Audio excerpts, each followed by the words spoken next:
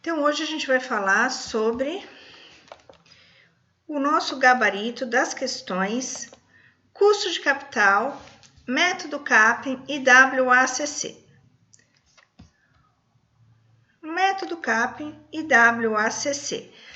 A companhia Gama apresenta os seguintes dados: valor de mercado do capital de terceiros, 200 mil. Valor de mercado do capital próprio, 300 mil. Então, se eu perguntar para vocês qual é a soma do capital total desta empresa, será 500 mil. Taxa de juros paga pelo uso de capital de terceiros, 20% ao ano. Taxa de juros, então, livre de risco, 8% ao ano. Prêmio por risco, 2% ao ano. O beta da empresa, 4.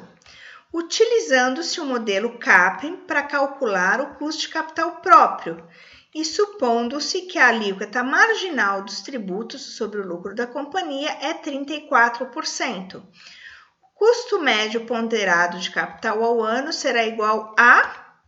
Vamos para a resolução. Na resolução, a primeira parte nós temos que calcular o custo de capital próprio e dentro desta equação substituir os seus elementos. Eu deixo sempre com a mesma cor, tá certo, pessoal? Então, a taxa de juros livre de risco é 8%, tá vermelhinha. O prêmio de risco 2% verdinho e o beta roxinho. Então, aqui, o que nós temos? A taxa livre de risco 8%. Vermelhinho, o beta 4, roxinho, e o prêmio de risco verdinho 2%.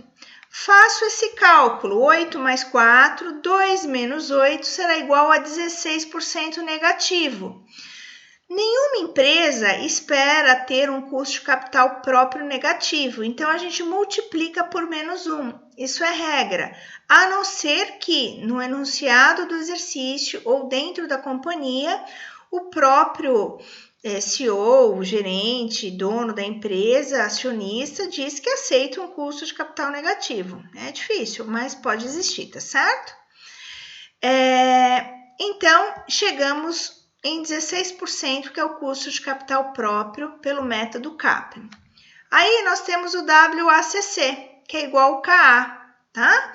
WACC e KA é a mesma coisa. Teremos, então, aqui o meu WI, que é a soma do capital próprio mais o capital total. Aqui embaixo eu tenho, então, o capital próprio que divide capital total, mais o meu WS, que é o capital de terceiros, que vai dividir capital total, tá certo? Que vai multiplicar o KR. O que é o KR? Taxa de juros paga pelo capital de terceiros, 20% ao ano. Então, pessoal, identificando o que cada elemento significa, é mais fácil de nós executarmos o nosso cálculo, tá? Tentem montar direitinho esta equação, o que cada elemento significa no enunciado do exercício. O meu WI sempre é o capital próprio que vai dividir o capital total, tá? O meu WS sempre é o capital de terceiros que vai dividir o capital total. O KI é o custo de capital próprio, que eu acabei de achar. O KR é a taxa de juros representada pelo capital de terceiros, 20% ao ano, perfeito? Feito isso, então, eu consigo agora fazer esse cálculo, né? 300 mil que divide 500 mil, eu chego em 0,600. Mas eu quero só 16% desses 600, então é 0,096, que vai somar o próximo elemento, 200 mil que divide 500 mil, eu quero somente 20% desses 0,400, vai dar 0,080. É igual a 0,176. Olhem lá no enunciado do exercício, quando ele me diz o seguinte, que ele quer o custo médio ponderado de capital em porcentagem.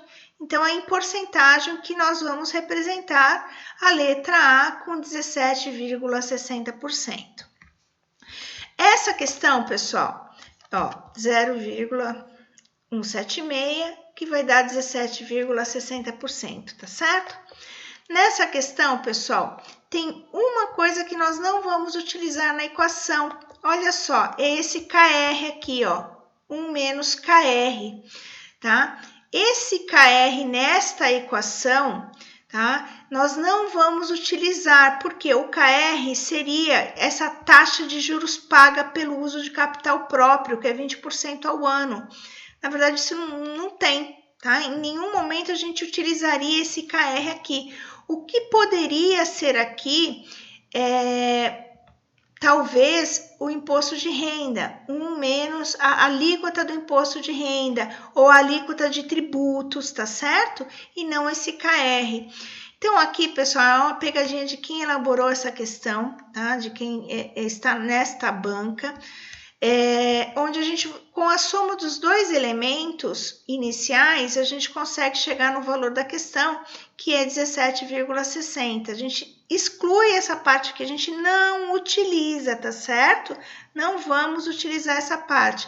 Agora, acontece, como eu vou saber? Não dá pra gente saber, gente. Isso, de fato, é treino, e muitas vezes, por mais treino e conhecimento que tenhamos, né, pode acontecer da gente não chegar nesse resultado que o elaborador está pedindo, tá?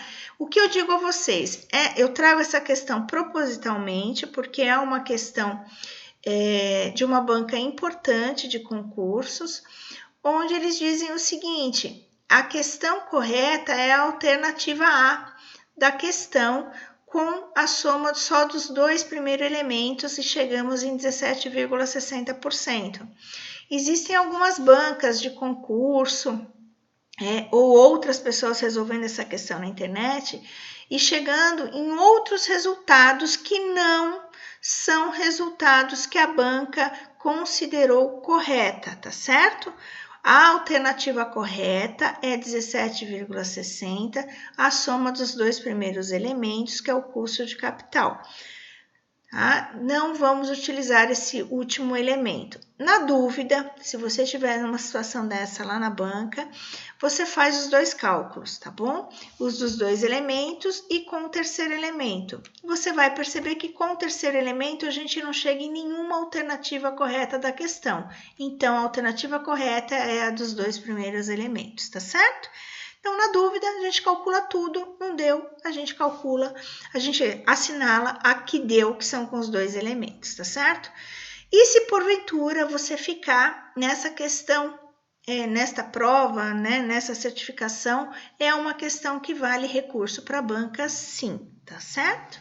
Principalmente se eles derem essa fórmula no exercício, não é o caso desta banca. Essa banca não dá a fórmula, a gente tem que saber a fórmula, tá bom? Então, a alternativa A. Questão 2. A empresa produtora de lingonetes de aços especiais apresenta um beta de 1,3. A taxa livre de risco é de 8% e o retorno sobre a carteira de ativos de mercado é de 10%. Considerando, então, pelo modelo CAPM, o retorno exigido para adquirir as ações dessa empresa é de... Olha só, gente, a fórmula está aqui, ó. RF, taxa livre de risco, beta e o valor das minhas... Lembram lá o meu ERM, o que significava? É o valor dos meus ativos. Olha lá, ó, carteira de ativos no mercado, 10%, tá certo? Agora, é só colocar esses valores na nossa equação. 8%, taxa livre de risco, beta 1,3 e o valor em porcentagem que representa a carteira de ativos no mercado, 10%. Então, pelo método CAPM, o custo de capital das minhas ações é 10,6. A alternativa correta dessa questão, então, é a alternativa C, tá certo? Vamos para a terceira. Antes de chegarmos na terceira questão, temos alguns conceitos importantes que vale a pena a gente lembrá-los. Um risco diversificável É aquele risco que o investidor pode sim reduzir com base no conhecimento, em estratégias, entre outros, por meio da diversificação. Ele é um risco que afeta de maneira diferente os ativos financeiros, ou seja, representa a parte do risco de um ativo associado a causas aleatórias, que podem ser eliminadas por meio da diversificação de ativos. O risco diversificável é aquele risco utilizado nos investimentos conservadores, os pré-fixados, aquele onde a gente sabe o retorno do investimento, porém, eles são atrelados, eles têm lastros de rentabilidades que são diferentes. Por exemplo, eu tenho um investimento atrelado ao rendimento da taxa Selic, eu tenho um outro investimento atrelado ao IPCA, tá? E assim sucessivamente, mas é de conhecimento o risco do meu negócio, como também o de remuneração, por isso que ele é risco diversificável, tá certo? Já os não diversificáveis é aqueles que a gente desconhece, são todos de renda variável, aqueles com risco, tá certo? É aquele que o gestor não possui controle com os aspectos climáticos, incerteza do cenário político, oscilações da inflação ou ainda a taxa básica de juros, que é a nossa taxa Selic. Também conhecido como risco sistemático ou sistêmico. Risco não diversificável é o mesmo que risco sistêmico e é o mesmo que risco sistemático, ok? Pois contempla aspectos inerentes a todo sistema que envolve a precificação de um determinado ativo, tá certo? Bom, então eu já sei que é risco diversificável, aqueles conservadores, o risco não diversificáveis são aqueles que há risco sim, tá bom? E o beta? O beta é não diversificável, pois ele avalia o risco relativo de um ativo em relação ao mercado, sendo muito útil na hora de escolher o seu investimento sobre rentabilidade e risco. O beta aponta quanto um ativo varia quando ocorre uma flutuação de mercado. Assim, temos a volatilidade dele e serve para comparar a relação de diversos ativos a uma alteração de mercado. Cada empresa também possui seu beta. O beta da empresa é um risco dessa empresa comparado ao beta do risco do mercado global. Então, o beta é sempre para avaliar e comparar o risco dos seus ativos com o do mercado, tá certo? Sobre a sua rentabilidade, sobre o seu risco com o mercado, com o seu segmento. As ações que possuem risco de mercado inferior ao risco de beta, risco da bolsa, têm o seu beta menor que 1. Então, as ações que possuem risco de mercado inferior ao risco da bolsa têm o beta menor que 1. As ações que possuem o risco de mercado superior ao índice da bolsa têm beta maior que a unidade de mercado. Vamos a uma tabela interpretativa desse beta. Então, o beta ou coeficiente beta é usado para medir um risco não diversificável. Ele é um índice que mede relação entre retorno de um ativo e a relação ao mercado. Coeficiente beta de um ativo pode ser encontrado examinando-se os retornos do ativo em relação aos retornos do mercado. O retorno do mercado é o retorno da carteira de mercado com todas as ações negociadas. No Brasil, o retorno de mercado poderá ser medido pela variação do índice Bovespa. O índice Bovespa mede a variação de uma carteira teórica de ações negociadas na B3, a Bolsa de Valores brasileira. Costumeiramente, os coeficientes betas movimentam-se na mesma direção do índice de mercado. Putz, li tudo isso e não entendi nada. Vamos lá. Olha só, uma tabela interpretativa desse tal beta. Se o beta for 1, essa ação tem o mesmo risco de mercado. Se a variação de mercado do índice Bovespa subir 10%, a ação também sobe 10%. Se a variação do índice Bovespa for menos 10%, for negativo, a ação também vai variar em 10% negativo, vai cair.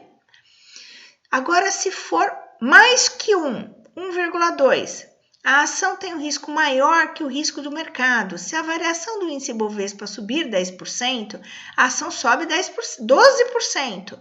Se a variação do índice Bovespa for negativa em 10%, a ação cai em 12%. Então, por que o mercado acionário ele é um mercado de risco? Porque ele tem a correlação com o seu beta. Né? Então, por que a gente ganha mais dinheiro no mercado acionário? Porque a partir do momento que as ações subirem 10%, por exemplo, o índice Bovespa subir 10%, as minhas ações vão subir mais do que o índice, vai subir 12%. Quanto maior for a aposta, maior pode ser o seu rendimento de forma positiva ou o seu prejuízo de forma negativa, tá certo? Se cair, for 0,8%, a ação tem risco menor que o risco de mercado. Se a variação do índice Bovespa subir 10%, a ação sobe 8%. Se a variação do índice Bovespa for de menos 10%, ela cai 8%. Percebam, então, que a relação sempre será essa. Quanto maior o risco de mercado, maior será a variância com o valor do índice Bovespa e o seu rendimento pode ser maior ou bem menor.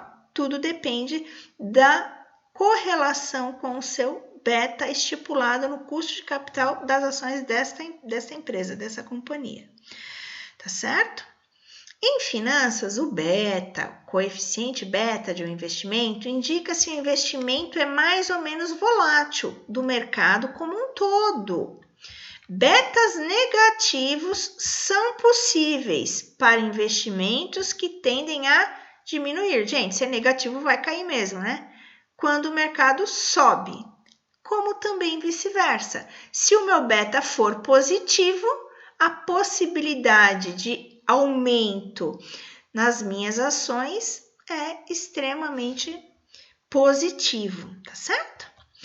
E o que é coeficiente de variação que avalia o risco-retorno? É um outro coeficiente estatístico, tá? Que nós em investimentos vamos utilizar sim esse coeficiente de variação, mas para medir somente uma dispersão de uma amostra, ou seja, eu tenho um grupo de ações, um grupo de acionistas, um grupo de investimentos, e eu quero fazer uma comparação desta relação com o meu investimento. Então, o coeficiente de variação, ele é estatístico, é uma medida de dispersão de uma amostra em relação à sua média, comparar as dispersões relativas de duas amostras, mesmo que suas médias ou grandezas sejam diferentes, medir o risco do investimento. Quanto menor o coeficiente de variação de seus retornos, menor o seu risco. Quanto menor o coeficiente, menor o risco. Quanto maior, maior o risco. Possibilita, então, comparar, né? Esse símbolo é um símbolo estatístico, né? Com o retorno, que é o K. O risco representa esse símbolo estatístico e o retorno K, expressando então o risco por cada unidade de retorno. Nesse momento, nós não vamos adentrar na fórmula estatística do coeficiente de variação, tá certo? É um coeficiente que vai medir, tem o poder de medir o desvio padrão dessas ações, a correlação relativa com esta amostra, seja ela de mercado ou de segmento, tá certo? Então, eu deixo este coeficiente estatístico para o mercado financeiro. Então, você vai trabalhar no mercado financeiro, aí sim, de fato, é necessário a gente adentrar um pouquinho mais nesses coeficientes de variação de investimento, tá certo? Nesse momento, a gente só precisa entender deste conceito, porque de fato o foco aqui é no método CAPM e o WACC como custo de capital, tá certo? Retornando ao CAPM, um acionista investe seu capital numa empresa à espera de um retorno. Essa taxa de retorno será denominada custo de capital próprio. Custo de capital próprio é o retorno mínimo esperado pelos acionistas sobre o capital próprio investido no negócio. Portanto, o retorno do capital próprio é o retorno mínimo esperado e não desejado. O retorno desejado, como o próprio nome já deixa entender, seria superior ao mínimo esperado. Ou seja, eu tenho uma empresa, eu tenho ações que o retorno mínimo que eu espero é que elas tenham uma valoração de R$20 por ações. Mas é o que eu desejo? Não, é o que eu espero. O que eu desejo é que seja R$40 e não 20, tá certo?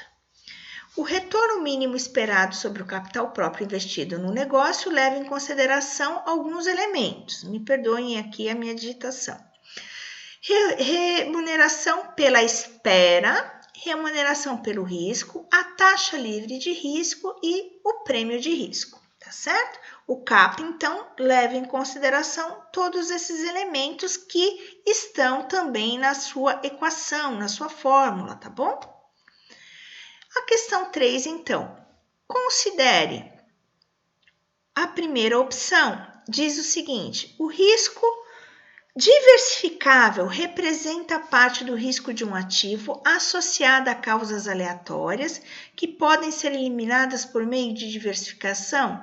Correto, o risco diversificável é aquele sim, que ele está associado a diversas causas aleatórias, podem estar atrelados àqueles investimentos pré-fixado com a taxa Selic, né, com o IPCA. Então, eu tenho lá um investimento pré-fixado de diversas maneiras, né? São diversas situações. Elas são aleatórias e podem sim ser eliminadas por meio de diversificação, tá certo?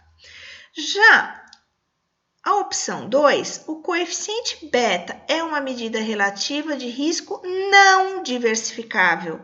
Então, a opção 2 está errada. 3. O CAPM é dividido em duas partes, taxa livre de risco e prêmio de risco? Sim, né? Ele pode ser dividido aqui em dois momentos, como diz essa questão, como também tem algumas outras opções, mas essa alternativa está correta. O coeficiente de variação é uma medida de dispersão relativa que é útil para a comparação do risco do ativo com diferentes retornos esperados? Correto, é uma medida de dispersão relativa, estatística. Então, o que é correto afirmar? Vamos por eliminação. Se a questão 2 está errada, tá? A gente já consegue eliminar a alternativa A, a B e a D. Ficamos somente com a C e a E. Poxa, mas a 1 é correta, então a alternativa correta é a alternativa C, tá certo? A questão C, então, é a alternativa correta da nossa questão 3. Vamos agora para a questão 4. Segundo o CAPM Asset Price Model, CAPM, um ativo com beta negativo. Bom, se o beta é negativo, é prejuízo. Vamos lá. Terá necessariamente um risco sistemático maior. O que é o risco sistemático? É o risco do beta. Lembre que beta tem um risco não diversificável. Risco sistemático, então, é não diversificável. Maior que a carteira? Não. Se ele é negativo, ele não pode ser maior. Está errado. B. Terá necessariamente um risco total menor? Não, porque em nenhum momento o beta nos fornece um risco total. Ele nos dá uma variância, uma estimativa errada. C. Deverá oferecer um retorno esperado inferior. Olha lá, se o beta é negativo, o retorno esperado é inferior ao do ativo do ativo livre de risco? Perfeito, porque o ativo livre de risco é aquilo que eu desejo, né? Ele está livre de risco. Então, a alternativa correta aqui é a C. Deverá oferecer, sim, um beta negativo oferece um retorno esperado inferior ao do ativo livre de risco. A D, deverá oferecer retorno esperado negativo? Não, ninguém espera um retorno negativo. E aí, deverá oferecer um retorno esperado igual do ativo livre de risco? Também não, né? A gente não espera ter um retorno igual, a gente espera ter ele superior, nem negativo e nem igual, e sim superior. Então, é a alternativa C a questão correta, tá certo? Aqui, então, a gente vai para a questão 5, a grande questão da nossa lista de exercícios. Considerando o modelo CAPM e a realidade de um determinado país, sabe-se que a ação de uma fábrica de tratores tem um beta 1,50. O custo de capital do acionista é 17% ao ano. Sabe-se ainda que a poupança, que é considerada a aplicação sem risco, olha lá a nossa taxa livre de risco, aplicação sem risco, paga em média 8% ao ano, e que a companhia de saneamento possui um custo de capital próprio de 14%. Com base no exposto, o beta da companhia de saneamento será, vamos para a nossa resolução.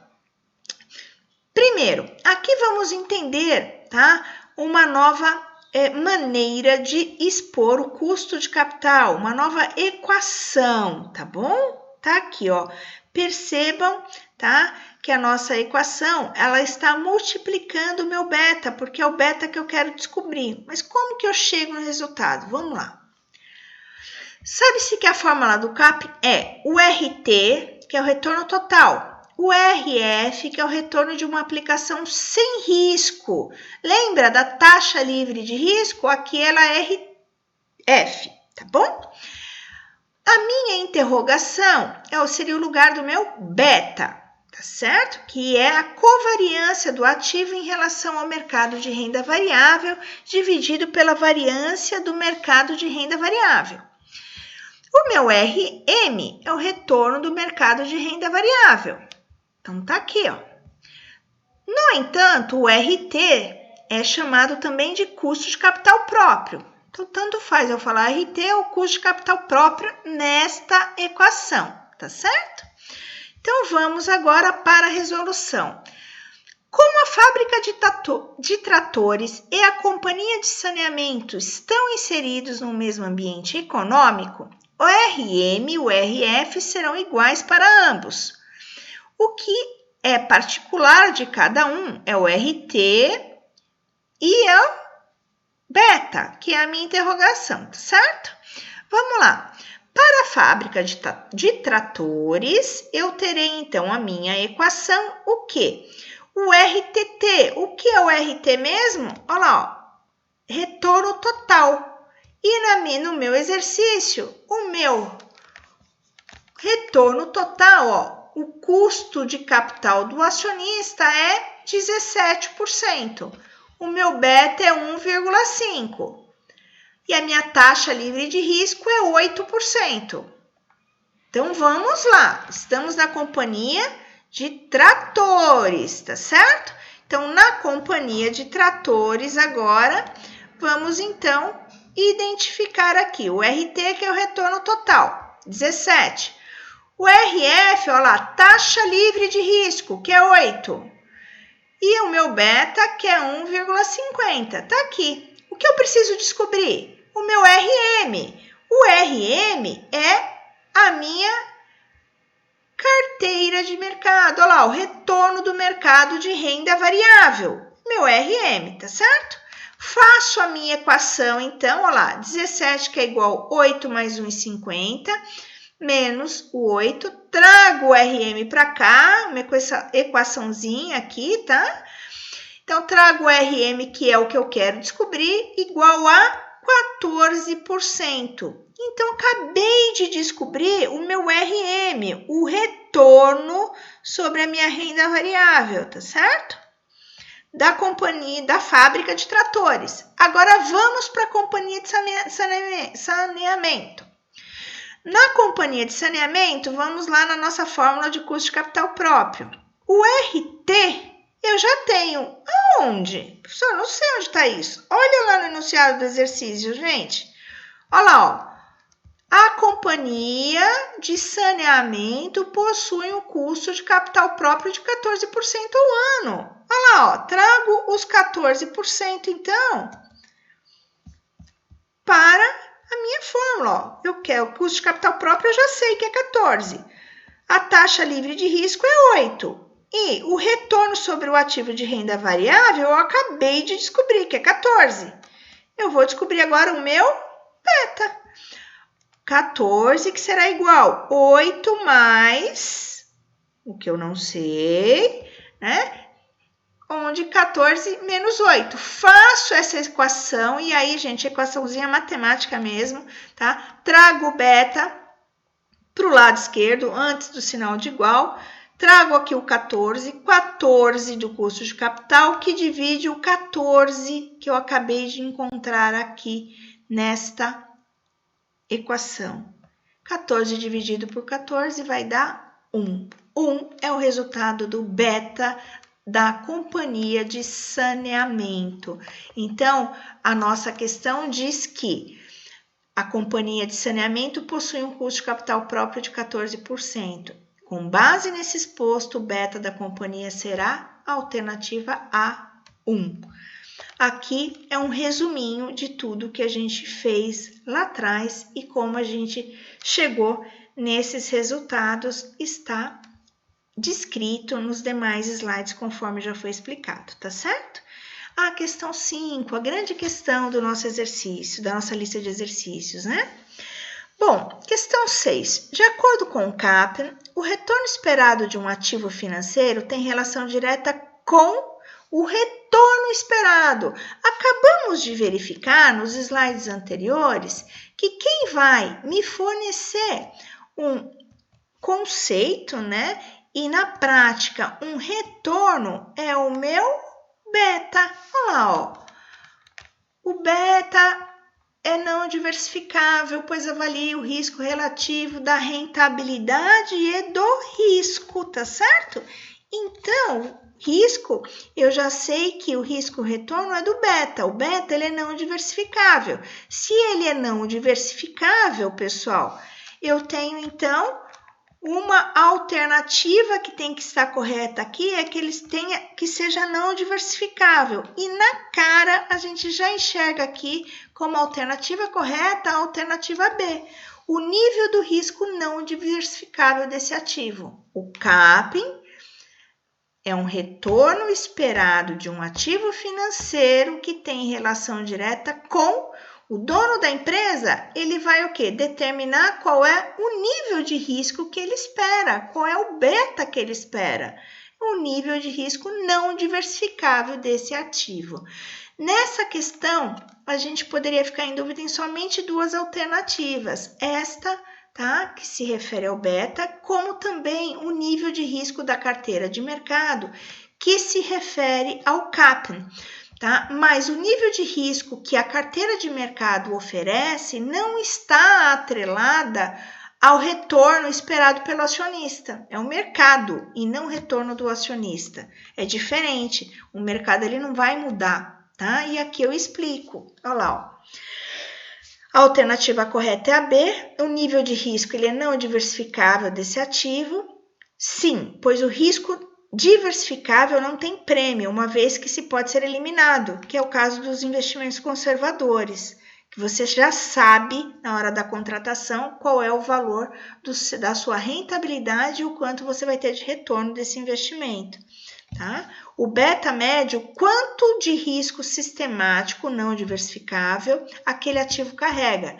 Por isso, multiplica o prêmio de mercado. Por isso que a gente ganha dinheiro no mercado acionário, tá bom? Ou perde, né? E sua relação é direta, pois o beta multiplica o prêmio de risco.